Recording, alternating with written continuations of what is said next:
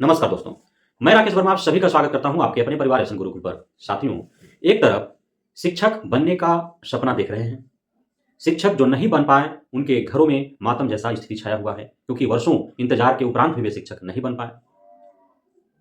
NIS DElEd धारी जो BPSC TRE 1 में नहीं बन पाए, उनको काफी ज्यादा उम्मीद थी टीआरई 2 से बनने का, लेकिन उनका सपना अधूरा रह गया। कोई सप्लीमेंट्री रिजल्ट के जरिए शिक्षक बनने का प्रयास किया, आंदोलन कर रहे हैं, लेकिन उन्हें सप्लीमेंट्री रिजल्ट नहीं दिया गया। और दूसरी तरफ जो सफल हैं, चयनित हैं, ससमान जिनको औपबंधिक नियुक्ति पत्र बांटे गए, ट्रेनिंग दिया जा रहा है, उनका विद्यालय में पदस्थापना हो रहे हैं, ससमय उनके खातों में पेमेंट आ रहे हैं, फिर भी वो इस्तीफा दे रहे हैं, त्यागपत्र दे रहे हैं। भारी संख्या में जॉब छोड़ करके जा रहे हैं शिक्षक शिक्षिकाएं। इसके पीछे का रीजन क्या है आखिर?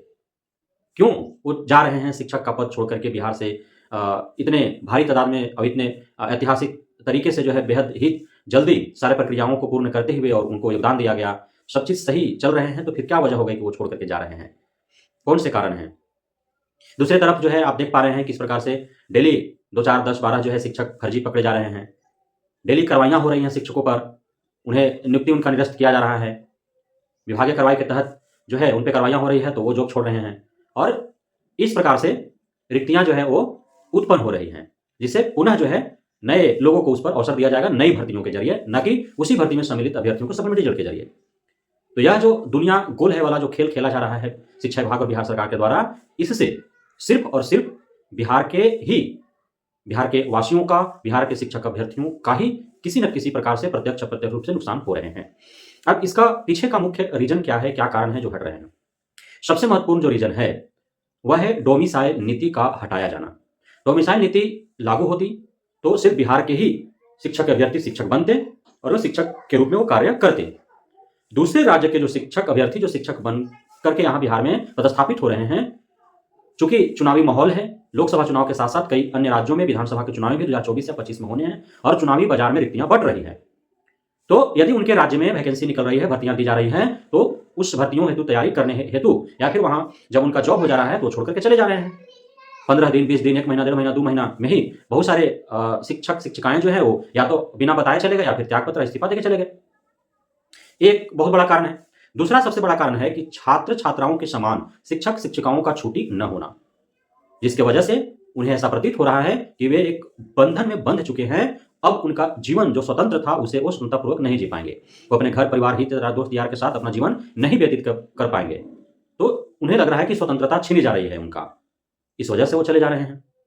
टाइमिंग 9 से 5 का होना, और यदि कोई शिक्षक शिक्षिका 9:05 भी पहुंचता है, यदि कोई जांचकर्मी वहां चला गया तो सीधा उस पर कार्रवाइयां हो रही हैं। और उस कार्रवाइयां होने के पीछे का जो खेल है वो आप सभी जानते हैं कि क्या कुछ खेल खेला जा रहा है।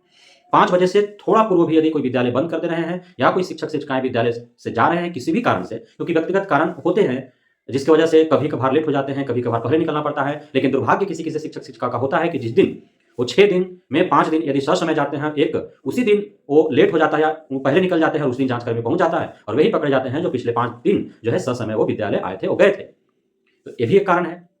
और स्पष्टीकरण मांगे जाने, चूंकि वो प्रोविजनरी पीरियड में है, नवनियुक्त शिक्षक शिक्षिकाएं, तो नौकरी जाने का उनको खतरा है, कई प्रकार से उन्हें शोषित प्रताड़ित किया जा रहा है और उसके पीछे का खेल खेला जा रहा है, वो सब आप परिचित हैं। इशारा आप समझ पा रहे हैं कि क्या मैं कहना चाहता हूं।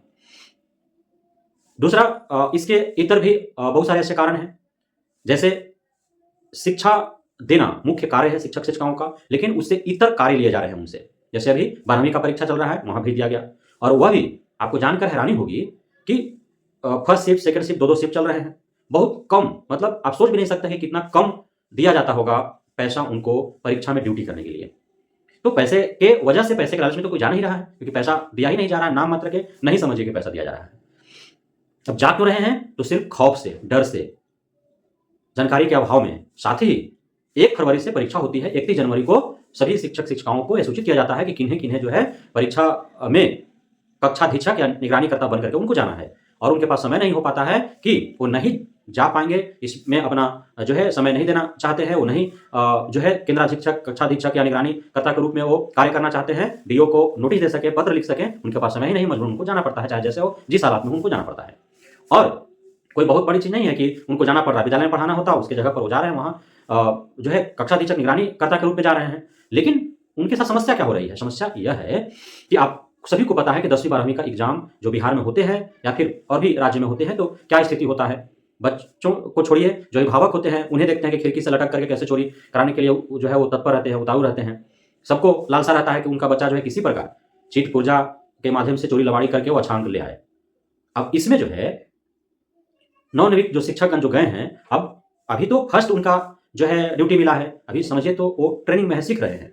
अब कक्षा बड़ा होता है, उसमें 50, 60, 100 बच्चे होते हैं। अब सभी बच्चे को पर ध्यान दे पाना उनको मुश्किल होता है। हो सकता है कि जिस समय बाहर से कोई जांच में जाए, उस समय अभी कक्षा में बैठा हुआ कोई बच्चा जो है वो चोरी करते हुए या उसके पास से जब चिट पुर्जा पकड़ा जाए, अब बच्चा पे कार्रवाई ना होकर के कक्षाधीक्षक पर कार्रवाई हो जा रहा है, उसे वहीं से उठा लिया जा रहा है और जो है स्पष्टीकरण मांगा जा रहा है, उन्हें नौकरी से निकाल देने का खौफ उत्पन्न किया जा रहा है। और उसके पीछे का खेल आप सभी को पता है कि क्या हो रहे हैं। जैसे होते रहा है वैसे हो रहा है, भले ही ऊपर आला अधिकारियों को पता न चल पा रहा हो कि क्या खेल खेले जा रहे हैं। जांच में जो जा रहे हैं विद्यालयों में, उसमें कोई कमी पाई जा रही है तो वहाँ पे जो है क्या खेल खेला जा रहा है। जो कक्षाधीक्षक बनकर के जो परीक्षाओं में अपना ड्यूटी दे रहे हैं, वे जब पकड़े जा रहे हैं तो उनके साथ क्या हो रहा है, व्यवहार किस प्रकार के खेल खेले जा रहे हैं। उस आड़ में नौकरी चूंकि खतरे में सबको लग रहा है कि प्रोविजनरी पीरियड में है तो नौकरी चला जाएगा, इस वजह से वो मजबूरन जो है जिन अधिकारियों के द्वारा जांचों प्रांत तो पकड़े जा रहे हैं तो उनके कहे हुए बातों का उनको अनुकरण करना है। अब इस वजह से उनका शोषण और प्रताड़ना हो रही है और भुगत रहे हैं। तो ये सभी कारण है। साथ ही लैंग्वेज प्रॉब्लम का मैंने बार बार जिक्र किया है कि दूसरे राज्य के जो शिक्षक शिक्षिकाएं आए हैं बिहार में, तो बिहार के ही अन्य क्षेत्रों में आप जाएंगे, बिहार के ही कोई यदि बिहार का स्थायी निवासी है, यदि एक छोर से दूसरा छोर जाता है तो शायद वहाँ के बोले गए जो स्थानीय लैंग्वेज है उसका प्रत्येक शब्दों के मायने उसे समझ में नहीं आ पाएगा। तो दूसरे राज्य के कैसे समझ पाएंगे? तो उससे भी उन्हें लग रहा है कि कहीं अनजान सा सुनसान सा जगह पर आ गए हैं, कुछ न समझा पा रहे हैं न समझ पा रहे हैं, तो इस वजह से भी जो है छोड़ रहे हैं। सुदूर ग्रामीण इलाकों में रहना पड़ रहा है उनको, जहाँ पे सारी व्यवस्थाएं नहीं है, रहने खाने ठहरने का उचित व्यवस्था उनको नहीं मिल पा रहा है। जब चट्टी बाजार या मुख्य शहर में रह रहे हैं तो वहाँ से उनका विद्यालय मुख्य मार्ग से काफ़ी दूर होने की वजह से उनको जाने आने में पैदल जो है काफ़ी समय लग जा रहे हैं। सभी लोग स्कूटी का खर्च वहन नहीं कर पाएंगे, सभी लोग स्कूटी लेने में भी सक्षम नहीं है तत्काल, या फिर बहुतों को स्कूटी चलाना पसंद नहीं है, नहीं आता है। तो इस प्रकार जो है कई विभिन्न कारण हैं जिसकी वजह से लोग छोड़ करके जा रहे हैं बिहार से शिक्षक का पद। और दूसरी तरफ उनके द्वारा उत्पन्न हुए रिक्तियों पर उसी भर्ती में सम्मिलित जो सफल और योग्य जो सप्लीमेंट्री रिजल्ट की कामना करके बैठे हैं, जो हतोत्साहित है कि उनका हो पाएगा अथवा नहीं, जो जरूरतमंद है, जो लालायित हैं शिक्षक बनने के लिए, हर हाल में उनको जरूरत है और वही जो है कायाकल्प कर सकते हैं, तो उन जरूरतमंदों शिक्षक बनने हेतु लालायित जो शिक्षक अभ्यर्थी हैं उन्हें शिक्षक बनने का अवसर और हक कुचल दिया जा रहा है, अधिकार नहीं दिए जा रहे हैं। नई नई भर्तियां सिर्फ दी जा रही हैं और पुराने भर्तियों में जो योग्य और सफल जो डेट ऑफ बर्थ के कारण कुछ अंकों से छटे हैं उनको अवसर प्रदान नहीं किया जा रहा है। तो एक खेल खेले जा रहे हैं।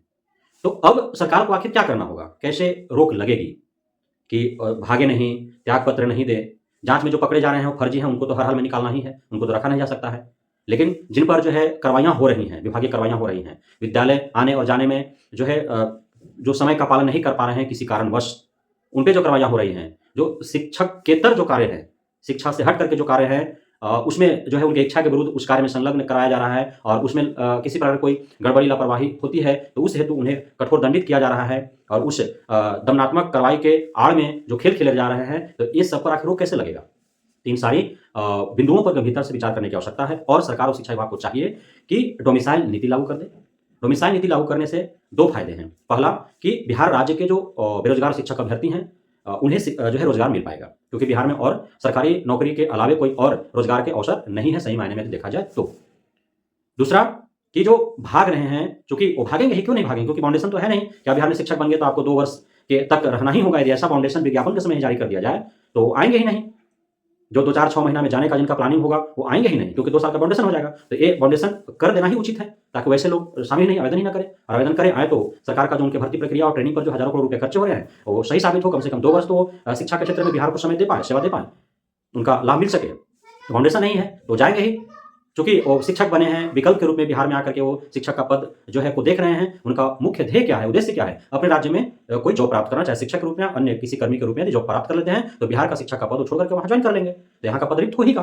दूसरा, डोमिसाइल नीति लागू करने से एक और क्या फायदा है, तो बिहार के ही जब शिक्षक बनेंगे तो और साथ ही जो किसी को कहीं भेज दिया जा रहा है उन्हें आसपास के ही जिला में भेजा जाए, ताकि जो समझाने और समझने का जो विद्यार्थी और शिक्षार्थी के बीच में जो कम्युनिकेशन गैप हो रहा है, एक दूसरे के शब्दों को नहीं समझ पा रहे हैं, न समझा पा रहे हैं, तो उसमें भी जो है आसानी हो शिक्षकों शिक्षिकाओं को भी और छात्र छात्राओं को भी एक दूसरे की बातों को समझने और समझाने में। तो ये भी ध्यान रखना चाहिए, डोमिसाइल नीति लागू करना चाहिए। उसके बाद जो है बाउंडेशन करना चाहिए। यदि डोमिसाइल नीति नहीं लागू होता है तो दूसरे राज्य के अभ्यर्थी आ रहे हैं तो उसमें बाउंडेशन लगा दें। उसके बाद जो कार्रवाइयां अनर्गल हो रहे हैं, इच्छा के विरुद्ध जो कार्य लिए जा रहे हैं और उसका भुक्तभोगी जो शिक्षक शिक्षिकाओं ये हो रहे हैं उस पर भी जो है निगरानी रखना चाहिए, संज्ञान लेना चाहिए कि इस प्रकार की न हो। कुछ लचीलापन तो होना ही चाहिए, बहुत ज्यादा छूट नहीं मिले तो बहुत ज्यादा जो है कड़ाई भी ना हो, सख्ती न भी बरता जाए, ताकि कोई शोषित और प्रताड़ित अपने आप को समझे। तो लचीलापन भी होना चाहिए। शिक्षा में सुधार हो यह अति आवश्यक है, लेकिन शिक्षा में सुधार चाबुक चला करके न हो। सभी मानव हैं, उनके मानव हित का ध्यान में रखते हुए, मानवता का ख्याल रखते हुए और सारे कार्य किए जाए ताकि शिक्षा में सुधार भी हो और कोई खुद को शोषित और प्रताड़ित भी न समझे। इस प्रकार से कार्य होने चाहिए। तो ये मूल कारण है भागने का और इस प्रकार से सरकार को हम मांग करते हैं कि लचीलापन लाए और उनके इच्छा के विरुद्ध काम न ले, डोमिसाइल नीति लागू करे। यदि डोमिसाइल नीति लागू नहीं करती है तो बाउंडेशन बनाए ताकि जो है भागने का जो प्रक्रिया है, जो जिस प्रकार से जिस तेजी से भाग रहे हैं, त्यागपत्र दिया जा रहा है, उस पर बाउंडेशन हो सके, रुक सके, ठहराव हो सके। बहुत बहुत धन्यवाद आप सभी साथियों का हमारे साथ जुड़े रहने के लिए, बने रहने के लिए, हमें इतना प्यार देने के लिए, हम पे भरोसा बनाए रखने के लिए। जय हिंद।